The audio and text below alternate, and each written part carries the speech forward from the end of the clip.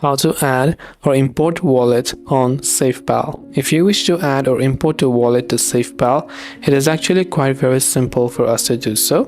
Now all you have to do is on SafePal, whether you are not already logged into a current wallet, you can always choose to add and import another wallet. Even if you're not logged into your current wallet, you can import it right from the login page. Now for this, if I'm logged into my wallet, here you can see a couple of wallets, and I want to import, let's say, another wallet on top of it. So what I have to do for that is tap on the add wallet option.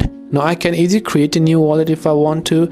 I can add an existing wallet, connect hardware wallet, or observation wallet. If I have an existing wallet, I will select add existing wallet, enter the security password for my current wallet, and then after that I'll be able to paste the recovery phrase, or I can scan it, or I can import from my cloud backup to import my wallet on SafePal. This way I can import wallet on SafePal. I hope that this video helped you out. If you have got any further questions, feel free to also leave them down below. Thanks for watching till the very end of this tutorial, and see you soon in our next video.